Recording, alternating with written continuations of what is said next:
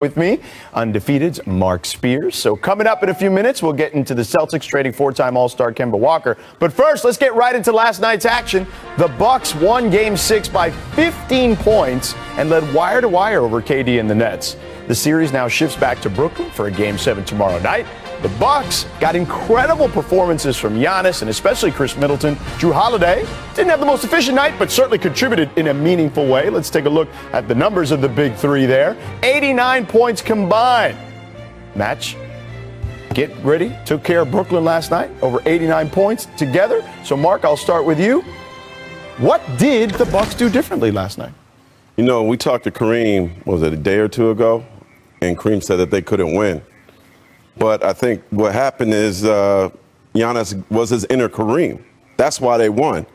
He was in the paint. He didn't shoot outside of an average of 5 feet, and he dominated there.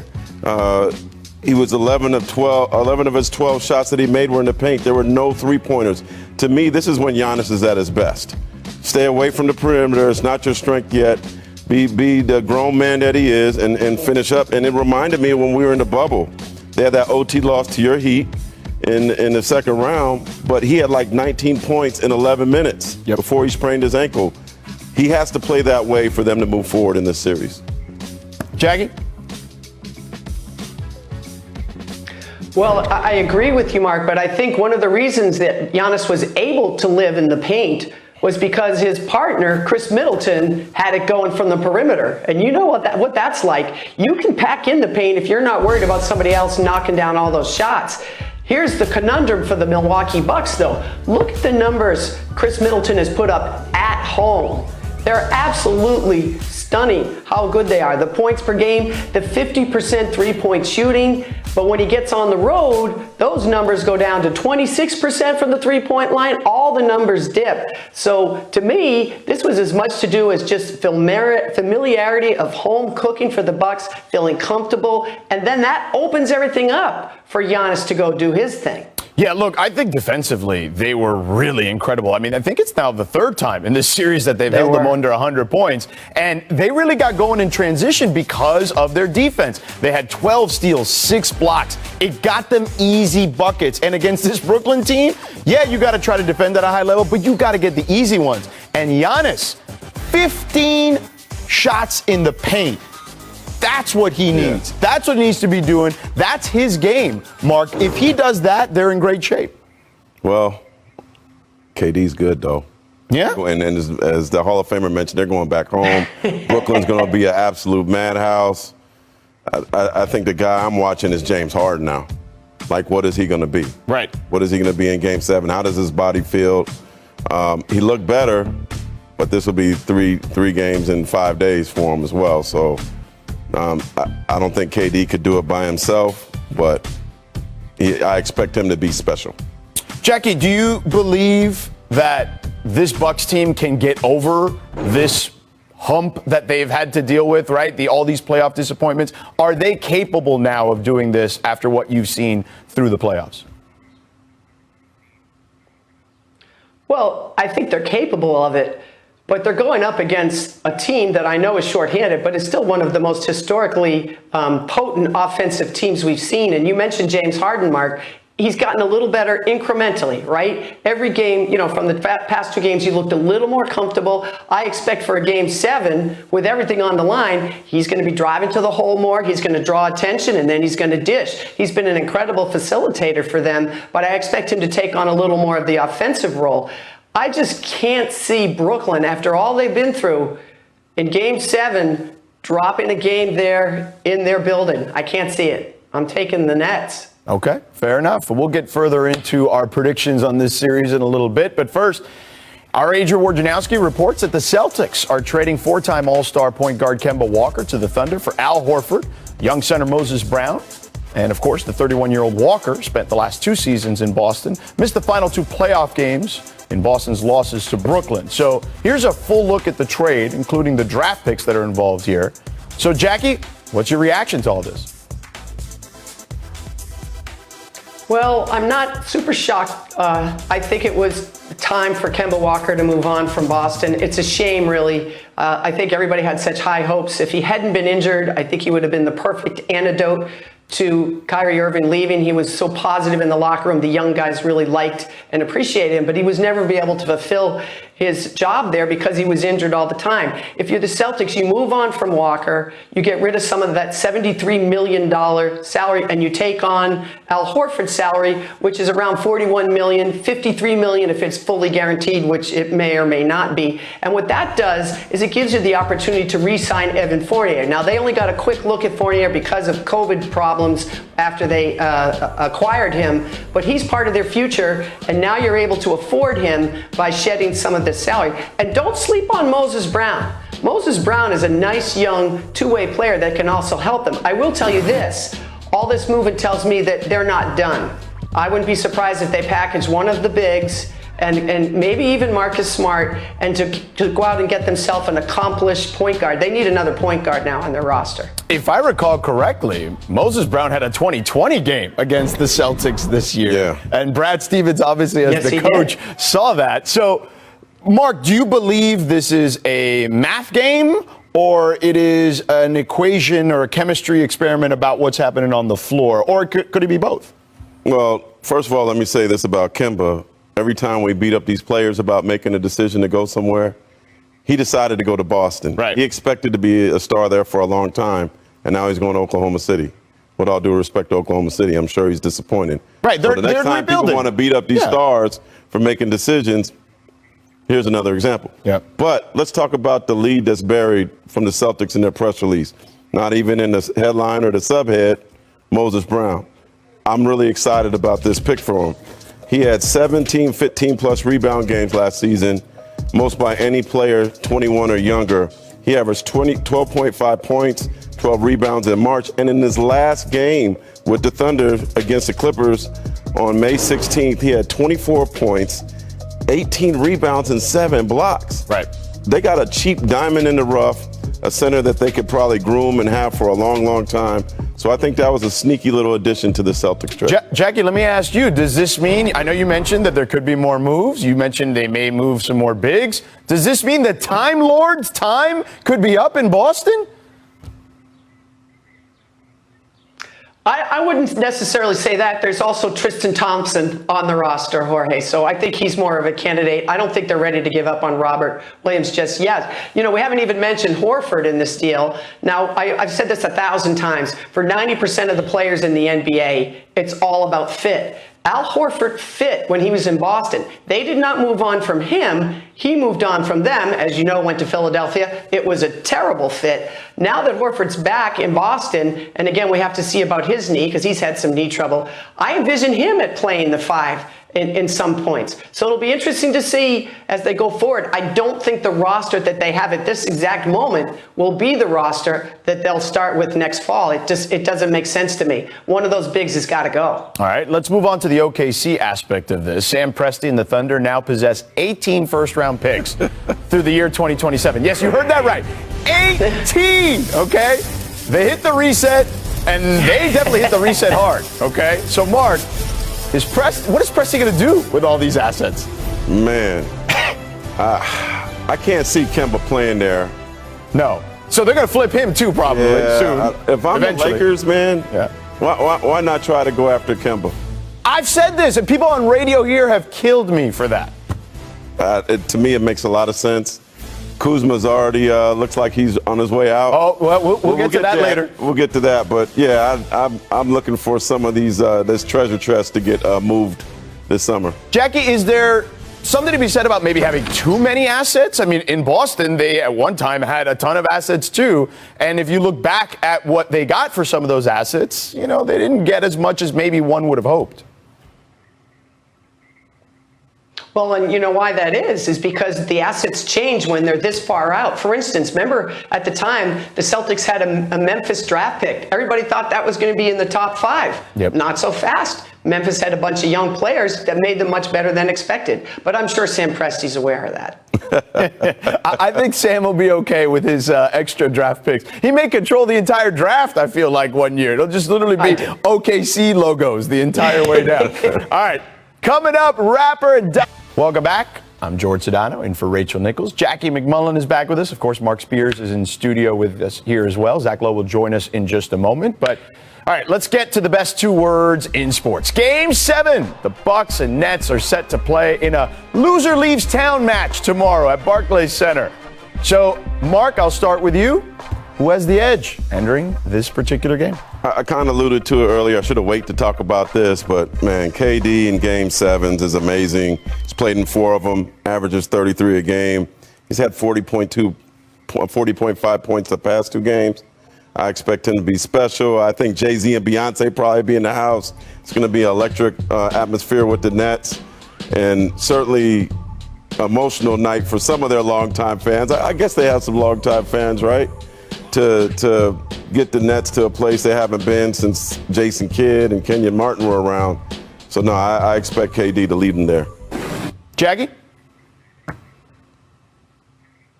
So I'm just trying to calculate how many points Jay-Z and Beyonce are worth, Mark. What do you think? I'm not sure. Extra 5, points. 6 points. No, but your point is a good one. The atmosphere is going to be electric there. And someone we haven't mentioned, Joe Harris has had an up and down series. He strikes me as a guy who is the leading 3-point field goal percentage shooter in the NBA this year. I think he's going to come up big in this game, in Game 7, because as great as KD was, that 48-minute performance is one I'll never forget. You can't ask him to do that again. He needs a little more help. I think he's going to get it. Jackie, let me ask you this. How much pressure is on Giannis right now? Because we've talked about some of their playoff failures in the past, but we've seen a lot of these guys, right, where sometimes they rise to the occasion. We saw Paul George do it the other night in the situation without Kawhi.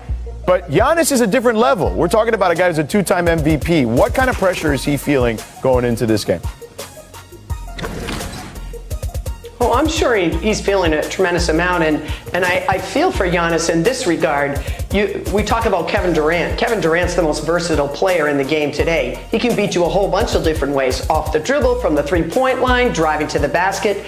Giannis is a big man, and we've already established that he needs to do all his damage in the paint. It's a lot harder to dominate a game when you're playing a power forward position like Giannis is and asking others to help get you the ball in the right spot. And so I think there's a tremendous amount of pressure on him. But I will ask you guys this question. If they lose to the Brooklyn Nets, is that a colossal failure? What do you think, Mark? A really, really talented Brooklyn Nets team? Is that a colossal failure? Kyrie's not there, and James Harden isn't 100%, so yes, I believe so. Right, and they're healthy. Yeah. Right, I mean, they're missing Dante DiVincenzo, but their big 3 is healthy. And I got a question, too. Okay. Do we have a signature moment for Giannis? This can be it. Yeah. And I can't think of one. Maybe a Hall of Famer knows better. I can't think of a signature moment for him in his career. This is his opportunity. Knock off KD. Knock off the Nets in Brooklyn, get the Bucks to the East Finals. We'll remember this about Giannis, maybe a breakthrough moment in his career. I think tomorrow night is a night where he could shut up a lot of people, including probably myself, where he could take a step forward in terms of being one of the elite stars in the league. And the recipe's there. We saw it in Game 6, right? Attack, attack, attack the basket. Don't let them 100%. Off the hook by shooting threes. It's not your bag, man. Like, just go out there and do what got you those MVPs. Because the minute you take a 3 when you're Giannis, Brooklyn's like, whew, thank God he did that. So don't do that. Just put the pressure on them. So true. All right, let's move on here to the Dallas Mavericks. Very true. Who've certainly had an eventful week, to say the least. On Monday, reports surfaced that Luka Doncic is being unhappy with Bob Voulgaris and his role in the front office. On Wednesday, longtime general manager Donnie Nelson parted ways with the franchise. Then yesterday, Rick Carlisle left the organization after 13 seasons and leading the franchise to its only title back in 2011. Then today, it was announced that Dirk Nowitzki is rejoining the Mavericks organization as a special advisor. He'll assist in the GM and head coaching searches, as well as consult for other front office decisions. So, Jackie, after years of stability, what do you make of all this turnover in Dallas? Well, it's interesting, isn't it? It was definitely a domino, I think, starting with, you mentioned Vulgaris, and I think that was a problem for Luka. And yet we also know that at times Luka and Rick Carlisle clashed. We saw evidence of that throughout the year. I believe Rick when he says this was his decision. I think he just thought, you know what? Sometimes it's time to go. This is time for me. I don't think he'll be unemployed very long. I think he's one of the more respected coaches in the league, and I think he'll have a chance to coach elsewhere. For the Mavericks, you've got to find a way to complement Luka's talents. Now, do you trade Porzingis? I would certainly entertain it. But can you get what you thought you could get for him a year ago? No, because clearly he's had trouble staying healthy. He doesn't move the same. He used to be a dominant defensive player. He is hardly that now. So I'm interested to see going forward, starting with Porzingis, what they do about him. Here's an idea, Mark, and Jackie, I'd love to get your thoughts after Mark goes here. How about Kemba for KP, for Porzingis? We know Oklahoma City's going to try to flip Kemba eventually. Well, I mean, that would help Porzingis' ego. He could go somewhere and be the guy finally. You know, he'd enjoy that, I guess. But in terms of Dallas, I think with Dirk being in the position now, I think they'll do things in-house.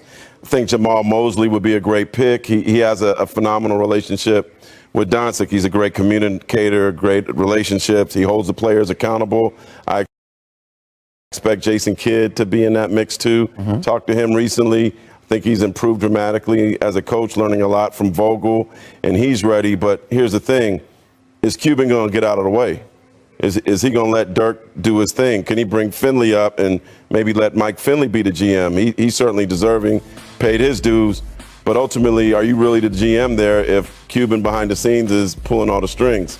And that's what I've heard from a couple GMs or former GMs, in terms of that position.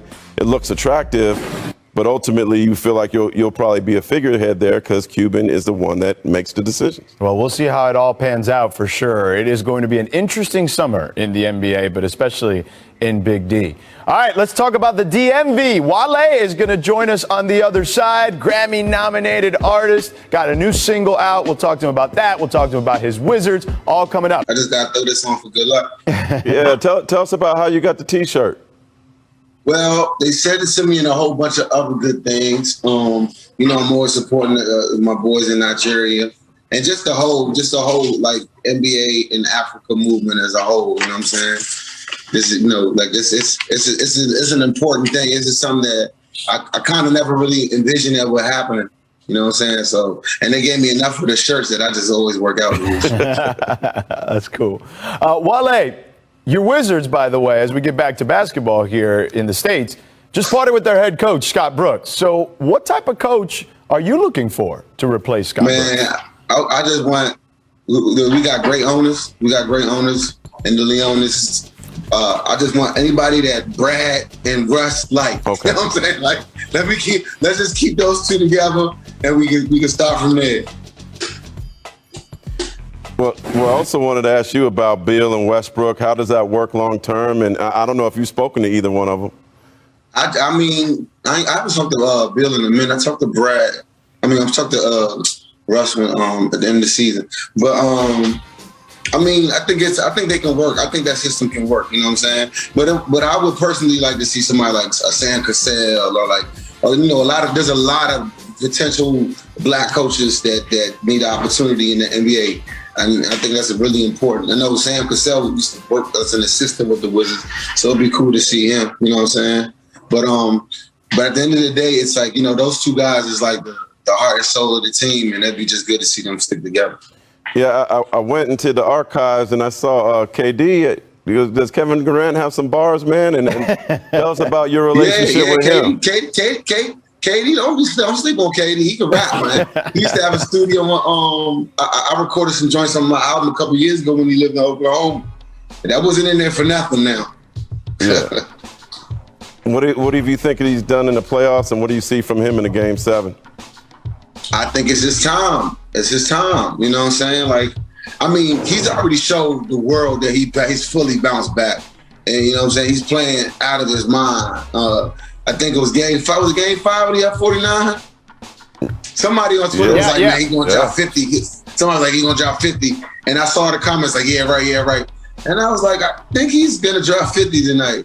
He dropped 49, but it felt like 50. So when you were watching him drop that 49, take us through what you were going through at home watching your friend play like that. So when I got in, I think I got into the studio, they were down by 15 points. So I was like, man, I don't know. And then it just like went like this in the fourth quarter. He just started playing out of his mind. But the thing is, I've seen him do that so many times before. I've seen him do it at Texas. Yeah. You know what I'm saying? I've seen him do it at the Goodman. I've seen him do it at Rutgers. He just turned that joint into the Goodman League. That's what he turned it into. I love it. I love it. Wale, before we let you go, man, I got to ask, do you have an NBA Finals prediction? The best team. It's tough. I think a healthy Brooklyn is I think a healthy Brooklyn wins it. A healthy Brooklyn, but will we get a healthy Brooklyn? I don't know. What about out west? I don't know. What about out west? I would love, me personally, I think a lot of true basketball fans want to see Chris Paul get a chip, to be honest. Yeah. You know what I'm saying?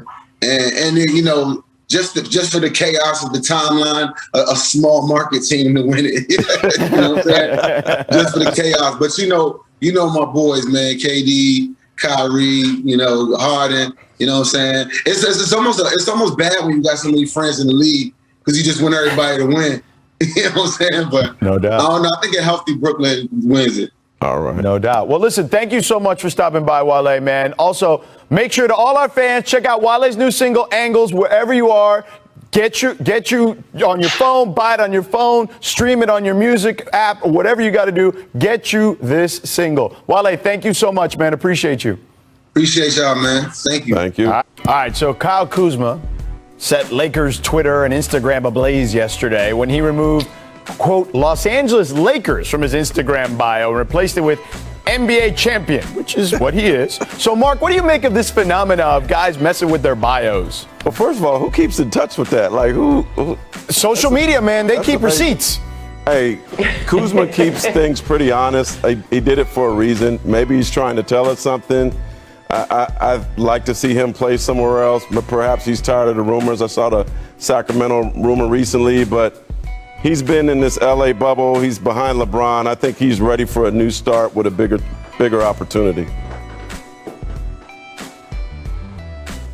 Strangest relationship I've ever seen between a player and a team. You would think in a perfect world Kuzma would want to stay right where he is, but there's so much flack and drama around him. It's confusing to me in some ways. I think if he could accept a certain role, Kuzma would be excellent with the Lakers. But clearly, he's removed LA from the Twitter equation or from his social media equation. It just feels like, I guess, he's moving on at some point. I am not going to take this that seriously. I will say I like it because, look, Kyle may be on another team someday. He may be a Celtic or a Net or a Bull, but he'll always be a champion. So if I ever won a championship, I would say NBA champion Zach Lowe everywhere I went. So I like the move. Yeah, but you could add more words to that bio. Yeah, look, I'm with Zach, though. If it were me, the only thing on my bio would be NBA champion. I wouldn't even have my name. It would just literally be NBA champion. Just you drinking champagne? Yeah, exactly. Taking it down with the bottle. Champagne emoji. I'd throw that in there, too. There you go. And a trophy emoji. Yes, sir. Man. Great. I just gave it a shot, okay? I put myself out there. All right, let's move on here. The Sixers are facing elimination tonight after blowing significant leads, to say the least, against the Hawks in each of the last two games. So, Zach, let's start with you. Fill in the blank for me here. The Sixers force a Game 7 if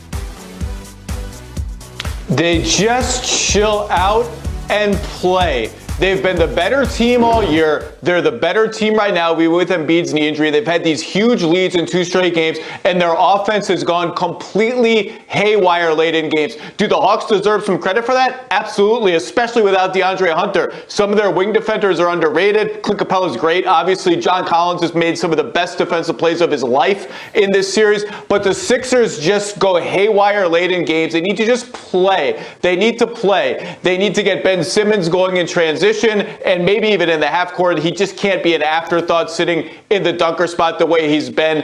And beyond that, just play, just chill, and maybe they've got to figure something out with those bench minutes because they're getting slaughtered when Embiid is off the floor. I stopped looking up the plus minus for Embiid because it hurts my eyes. It gets worse and worse and worse every time, every game. He's so plus like a million and minus a million when he sits. They need to clean that up.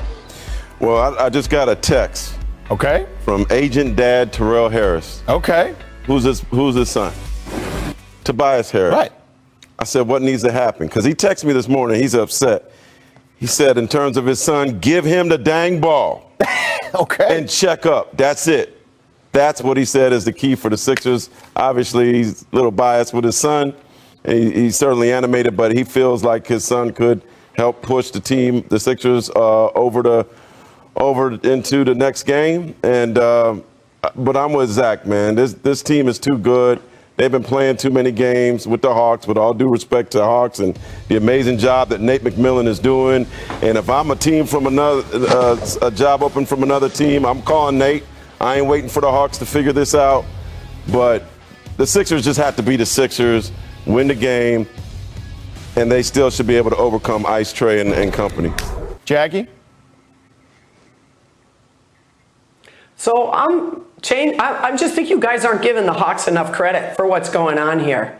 So those comebacks aren't easy, and these guys, these young shooters on that team are coming through in big moments. So if the Sixers are going to win, first of all, I do agree with Tobias's dad. He's got to drop at least 20 because they need someone besides Joel Embiid to score points. And Zach, while I agree with you, it would be great to get Simmons going in transition and to have him score in other ways. It almost feels like that train has left the station, at least in this series. But if I really wanted to clamp down, I'd start making it difficult for those young Hawk players to make big shots. I'd be a little more physical, and I'd put a little more heat on them, make it more difficult for them to change momentum the way they have throughout this series.